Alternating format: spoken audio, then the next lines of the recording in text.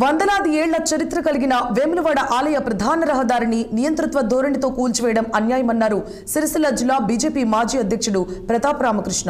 అభివృద్ధికి తాము అడ్డం కాదన్న ఆయన డెవలప్మెంట్ పేరుతో ప్రజలను భయభ్రాంతులకు గురిచేయడం దారుణమని మండిపడ్డారు.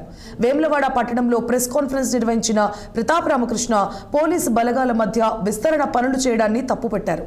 రోడ్డుకు ఇరువైపులా వాణిజ్య భవనాలను అనాలోచితంగా కూల్చివేసి ఏం సాధించారని రామకృష్ణ ప్రశ్నించారు. ఇక విస్తరణ పనుల్లో ఇళ్లు కోల్పోతున్న నిర్వాసితులకు నష్టపరిహారం తక్కువగా ఇచ్చారని ఫైర్ అయ్యారు. ఆయన వెంటనే వారికి న్యాయం చేయాలన్నారు. ఇక రోడ్డు నిర్మాణ పనులను త్వరగా పూర్తి చేసి అందుబాటులోకి తేవాలని సూచించారు ప్రతాప్ రామకృష్ణ. రాజన్న ఆలయ అభివృద్ధి పేరు మీద కొన్ని వందల సంవత్సరాల చరిత్ర ఈ ప్రధాన రహదారికి ఉన్నది. అంటే నా చిన్నతనం నుంచి కూడా అనేకమైన జ్ఞాపకాలు.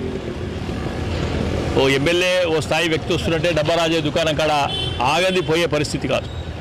ఇటు చూస్తే ఈ మధ్యకాలంలో ఓటర్ గారి బాలయ్య షాప్ కాడ ఇవన్నీ మన తీపి గుర్తులు. ఇవన్నీ అభివృద్ధికి ఎవరు కూడా ఆటంకం కాదు. అభివృద్ధి పేరు మీద నియంతృత్వ ధోరణికి దాన్ని వ్యతిరేకిస్తూ ఉన్నాం. మేము ప్రభుత్వ యంత్రాంగం సమాధానం చెప్పాలి. ఇంత అర్జెన్సీగా కూలగొట్టి ఏమి సాధించింది ఇల్లు? ఇప్పుడు దాదాపు మొన్న కూడా మంగళవారం నాడు ఇంకొక 2 వీక్స్ స్టే దొరికిందని చెప్తా ఉన్నారు దుకాణ యజమానులకు, ఇండ్ల యజమానులకు. అభివృద్ధిని సాధారణంగా అందరినీ కలగలిపి చేయాలి. లేకుంటే పాత తరం నా చిన్నప్పుడు పోలీసు గస్తీలు తిరిగాయి. ఇక్కడ నక్సలైట్ల బాధకు పోలీసులు తిరుగుదురు, కవాతు చేదురు.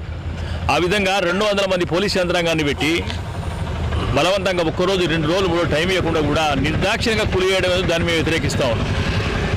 మేము ఇన్ని రోజులు మాట్లాడకపోవడానికి కారణం ఏంటంటే ప్రతిసారి మాట్లాడినప్పుడు ప్రభుత్వానికి భజన చేసే కొంతమంది నాయకులు ఉంటారు, వాళ్ళు అభివృద్ధికి అడ్డం పడతామని చెప్తా ఉన్నారు.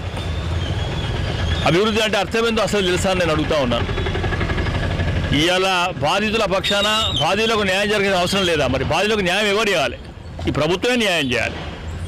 మరి దేవాలయం ముందర తీసుకున్నట్టయితే నెలకు 50 నుంచి 60 వేలు, లక్ష రూపాయల కిరాయి ఉంటే కేవలం 10 లక్షలు 12 లక్షలు కంపెనీ చేసినా అంటే ఏంది? నువ్వు ఇచ్చిన కంపెన్సేషన్ ఎంత? కేవలం సంవత్సరం కిరాయి నువ్వు ఇచ్చినావు. మరి దాన్ని దృష్టిలో పెట్టుకొని కూడా ప్రభుత్వాన్ని కోరుతూ ఉన్నాం. నష్టపరిహారం ఇచ్చిన తర్వాత పెంచరాదనే వాదన తప్పు. ప్రభుత్వం కూడా ఖచ్చితంగా పెంచవచ్చు. ఉదాహరణ చెప్తా. సెక్రటేరియట్ ఎంత పెరిగింది, కాళేశ్వరం ప్రాజెక్ట్ ఎంత పెరిగినాయి, ఏ రకంగా పెరిగినాయి, పెరుగుతలేవా? దాన్ని బట్టి బాధితులకు సరైన న్యాయం చేయాల్సిన బాధ్యత కూడా ప్రభుత్వం మీద ఉంది, ప్రభుత్వ యంత్రాంగం మీద ఉంది.